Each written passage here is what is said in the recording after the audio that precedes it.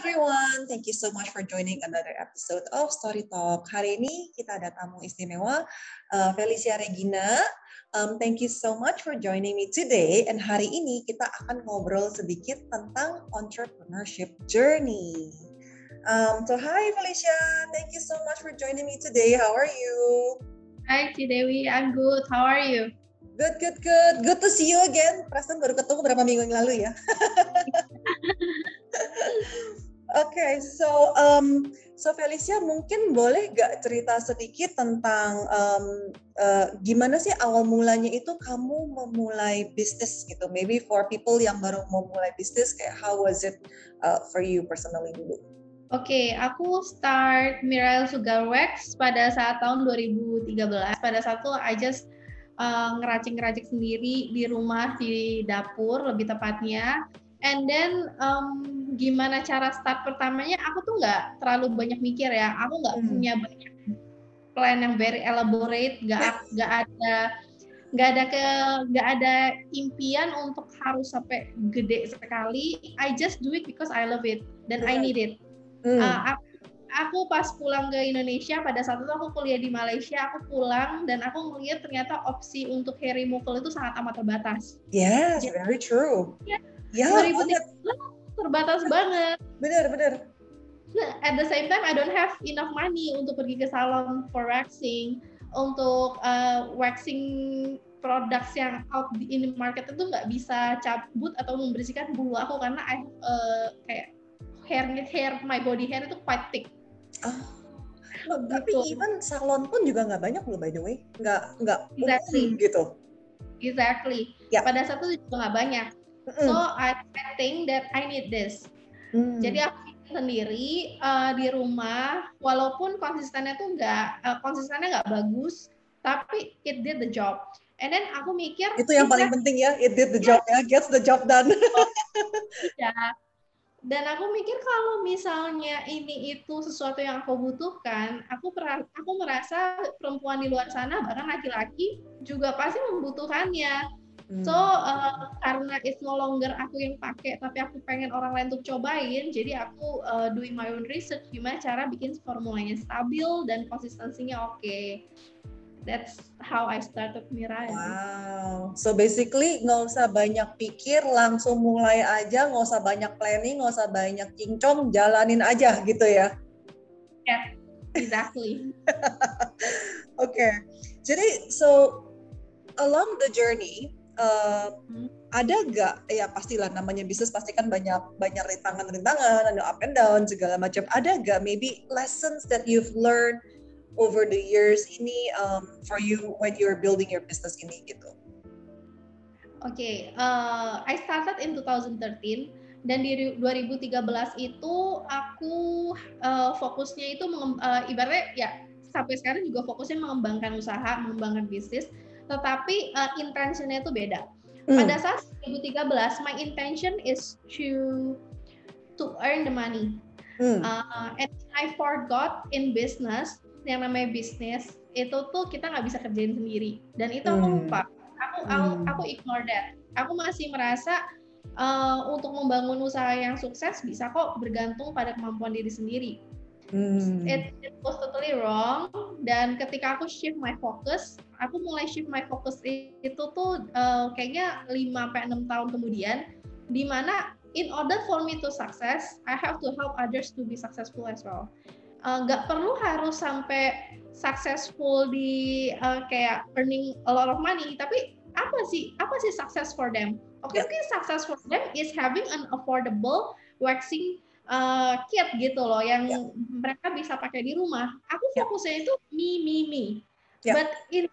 But the reality in building business yang successful business, fokusnya itu giving, kayak thinking of others. Yes. And then the bigger the problems that I can solve, and actually bisnisnya sendiri akan grow by itself. Nggak perlu kita terlalu bersusah payah untuk kembangin sampai gimana banget. Tapi kalau kita fokusnya itu for others, ya bisnisnya bakal grow itself. Tapi ada gak sih mungkin kayak a moment or two yang kamu tuh bisa inget banget gitu, kayak that was so painful gitu. Ada gak kayak momen-momen seperti itu? painful moments itu kebanyakan dealing with humans ya. Kalau painful moments kayak let's say tentang nggak ada yang beli dan lain-lain, itu udah biasa lah, itu udah biasa, it's something that manageable. Tapi ya kalau painful moments ya dimana kayak dibohongi atau feeling hopeful ketika orang misalnya pengen order banyak terus tiba-tiba dikembaliin, di return, that kind of painful moment. Why it's painful? Karena pada saat itu dananya juga masih terbatas, and then it means so much ketika orang itu ngeretur dan minta uang balik. Tapi again, it was a very hard choice untuk balikin uangnya, dimana aku juga membutuhkan. Tapi again, ketika aku know that the purpose of my business is to help others, itu nggak terlalu susah lagi untuk make a tough decisions, to just sit and yeah, the intention is there, and then I think that's I built a very strong foundations of business, which is trust. Aku berusaha build trust ke orang-orang, hingga up until now I think kalau misalnya dipikir Miral bisa grow-nya exponentially, I think it's because I managed to gain their trust. Very well said. Jadi when in terms of kalau misalkan di saat momen-momen mungkin kita lagi susah atau lagi ya ada trying moments, painful moments, balik lagi back to your intention, asalkan itu semuanya udah jelas, pasti jalannya ada aja yang kebuka gitu ya, istilahnya gitu ya. Very inspiring. Terus kalau misalkan aside from Miral Sugarwax ini, kan kamu juga managing yayasan Hasanayu, Pelita Cinta, kayak what inspires you to do this gitu. Maksudnya running a business alone kan udah sibuk banget gitu, and then yet you do another thing yang lebih ini lagi gitu. When you ask about painful moments, I think the most painful moment in my life itu ketika I lose my dad di 2015. 2013 aku udah start my business, 2015 I lose my dad. Itu tuh pada saat itu papa aku tuh sakit kritis, dan at that moment we don't have enough money for my father's hospital bills. Jadi pada saat itu aku lihat papaku sekarat. As the eldest, anak pertama, aku ngerasa responsible. How come sebagai anak aku tuh nggak bisa afford hospital bill? That kind of question I keep asking myself, kayak apa sih pilihan yang berbeda yang bisa aku lakukan beberapa tahun yang lalu, so that my father nggak ngelewatin momen sulit seperti ini. Dan never occurred to me kalau ternyata having lack of cash, kekurangan uang itu bisa cost the one that I love so much untuk pergi gitu loh. So dari 2015 I have this very very painful moments that I replay every night before I went to bed. Aku selalu rehearse what are the difference that I can make so I can still have my father beside me. Tapi kan itu sudah terjadi, and then I felt extreme regrets of all the things I didn't do. Bukan cuman be someone yang bisa afford hospital bill, tapi be a good daughter, be someone yang say I love you more often, to be there for him, to show that I love him not only by words but by actions. And itu semua hal yang aku fail to do. Dan setiap kali aku ngerasa guilt and regret, I think that's a very negative emotion yang gak menghasilkan apa-apa. Setiap kali aku ngerasa regret, I cannot bring him back. But I can use these lessons untuk ngelakuin make a difference. Mungkin aku nggak bisa bawa balik papaku, tapi aku bisa bantu orang-orang lain di luar sana yang memang hampir kehilangan keluarganya hanya karena nggak bisa afford hospital bill. I can just afford that hospital bills now, karena sekarang Miral juga udah cukup mampu lah untuk contribute to society. So kalau misalnya ada satu hal yang pengen aku make a difference is I don't want anyone to feel the way I felt pada saat dulu kehilangan papaku. So my focus itu di yayasanku, yang mainly didanain sama income yang didapatkan dari Mirael dan beberapa donatur-donatur tetap lainnya. Kita memang fokusnya itu untuk mendanai pengobatan anak-anak kecil dan lansia yang kurang mampu, yang critical di rumah sakit, but we don't give them money, but we straight away call the hospital, kita telepon hospitalnya, dan kita verifikasi data-datanya, kita bayar langsung ke hospital. At least sebenarnya kalau misalnya ada orang tanya, ngapain sih, toh dia juga mungkin orang yang kita bantu belum tentu hidup atau selamat, tapi at least keluarganya itu nggak perlu terpontang-panting mikirin biaya, at the same time wanting to say goodbye or final last words. Karena pada saat saya meninggal, aku nggak di sampingnya. Aku keliling ketok pintu satu persatu untuk pinjam uang. Dan I lost that moment. That last moment that I lost. That's why itu motivasi aku bangun yayasan. Jadi setiap kali aku feel regret daripada aku not doing anything, I just do something for someone. Wow, that's amazing. Jadi kamu menggunakan your,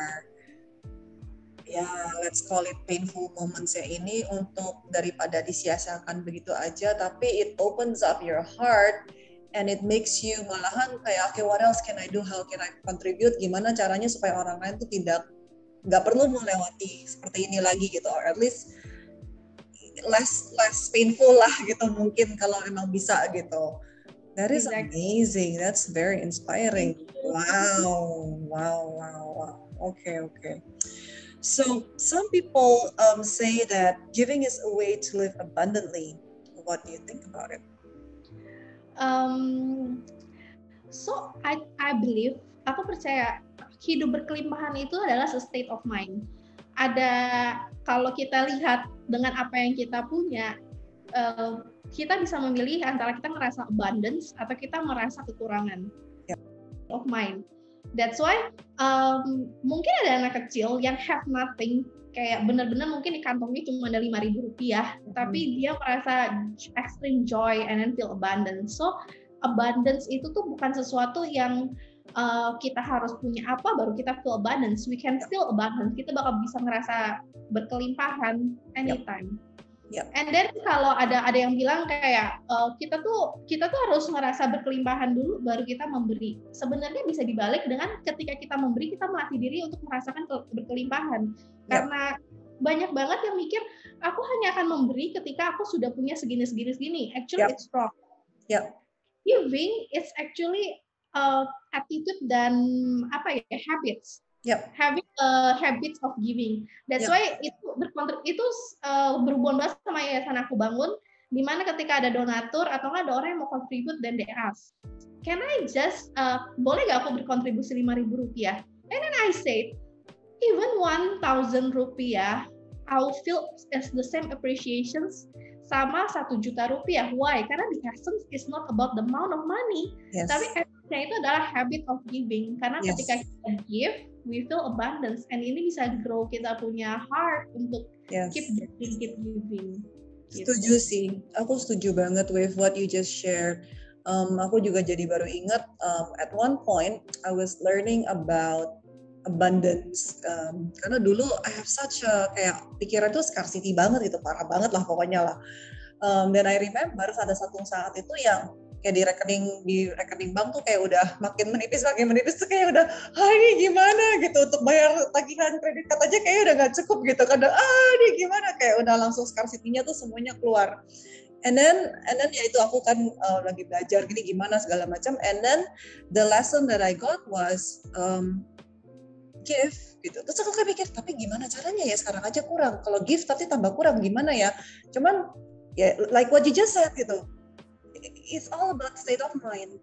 Jadi akhirnya aku like exactly what you said, aku give, aku donate, aku nekat sih. Kayak di rekening kalau nggak salah tinggal 10 juta, aku donate half, kayak tinggal 5 juta aku donate.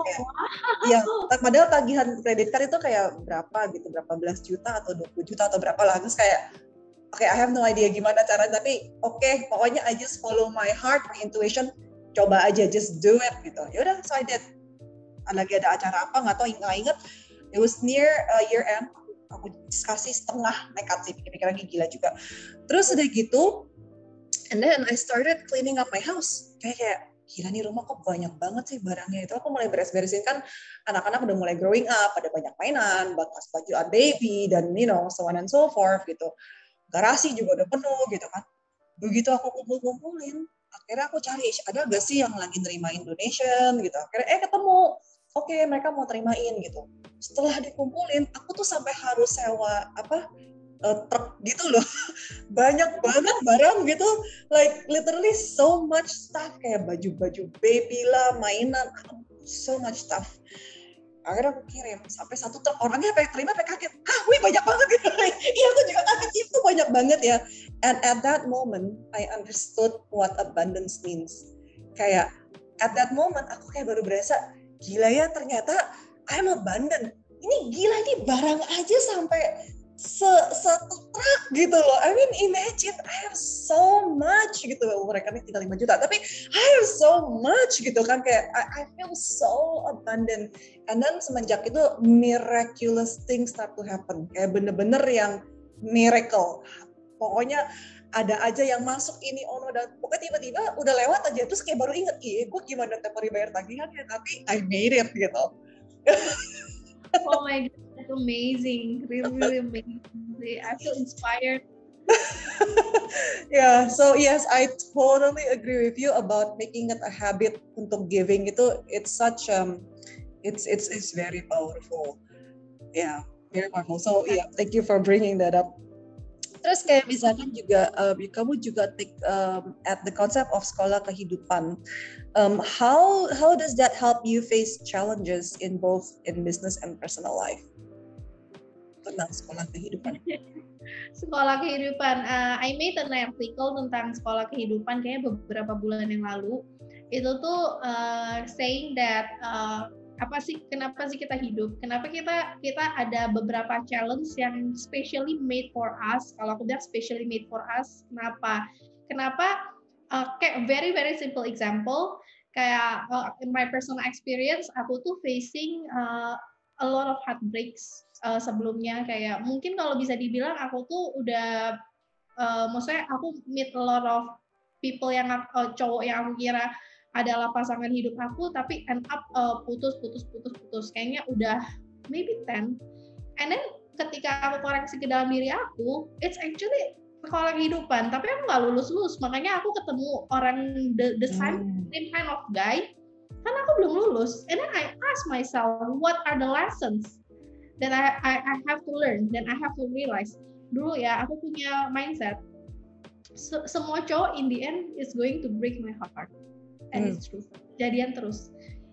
Then semuanya break my heart, dan aku punya belief kalau semua cowok itu ibaratnya a bad boy. I keep attracting bad boy. Then I realize sekolah hidupan yang aku pelajari adalah have trust, just trust. I learned it in a hard way, dan ketika aku choose to trust, I get the one yang I can totally trust. Wow. What if sampai aku 40, 50, 60, aku terus punya mindset pemikirannya sama aku nggak ngeliat, aku nggak belajar, aku nggak belajar dari diri aku, lihat ke dalam, I can keep attracting the same kind of guy, and then aku nggak lulus.